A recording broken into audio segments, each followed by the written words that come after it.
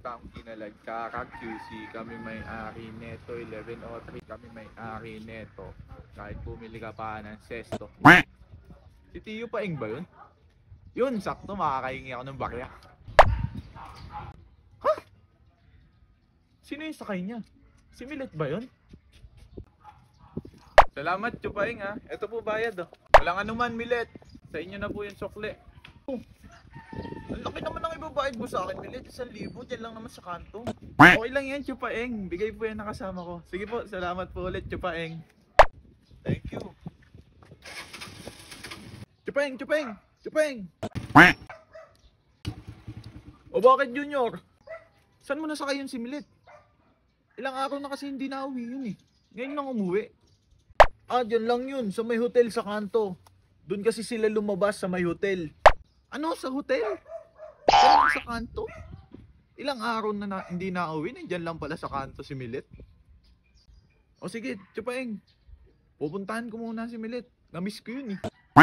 Pengin mo na akong barya, Chupaing. Bibilihan ko lang siya ng ice tubig. Wala nga eh. 1,000 nga yung binayad sa akin ni Milet.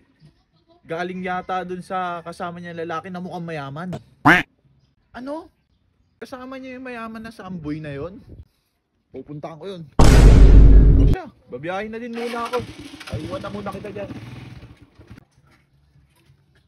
Hoy, Milet! Oy, Junior! Bakit ngayon ka lang umuwi? Ilang araw ako pabalik-balik dito ah. Sabi ni Tia Adora, di ka pa daw nauwi. Ah, galing kasi ako kala Samboy. Dun sa may kanto. Gumawa kaming thesis. Kasama mo na naman yung samboy na yon? Iniwan mo pa ako ng Valentine's, nagja-jogging tayo para lang pumunta sa samboy na yon. Oo, Junior. Kailangan na kasi namin matapos yung thesis. Babagsak kami pag hindi namin nagawa yun. Malapit na kami mag-defense. Grabe ka, Milet. Nagtatampo na ako sa'yo. Hindi ko alam kung ano nagawa ko masama sa'yo, pero ginaganyan mo ako, Milet. Pasensya ka na, Junior. Puro sa pag-aaral naman yung pinunta ko dun. Alam mo naman, di ba, na may pangarap ako. Pasensya ka na talaga.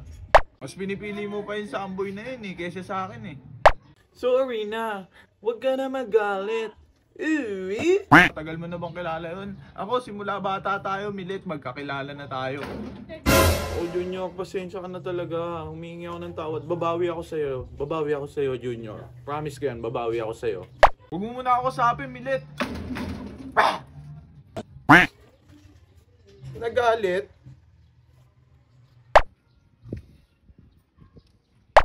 Oh, Junior, parang batrip ka. Batrip talaga ako, Istong. Paano ba naman, si Milet? Ngayon lang umuwi.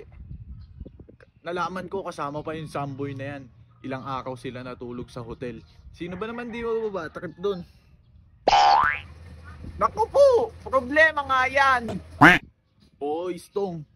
Kaya pag nakita ko talaga yung samboy na yan, panigurado ko sa'yo, sinasabi ko sa'yo, uupakan ko talaga yan, Istong. Naku, uupakan mo? Sama ako! Talaga? Sasama mo ko, Istong? Taka, ako bahala umawak. Sasamahan kita. Yun, buti naman. Sinisigurado ko sa'yo, Istong, maikipagpulit ng mukha sa aso yung samboy na yan. Hindi na mauulit na dadalaw yan dito kay Milet. Hawakan ko sa paki mo. Upakan mo ha. Oo, upakan natin yan, Istong. Pero hintayin natin bumalik dito kasi ngayon hindi natin mahahanap yan eh. Pero sigurado ako sa'yo, babalik yan dito, dadalaw ulit yan kay Milet. Maghahalo ang balat sa tinalupan.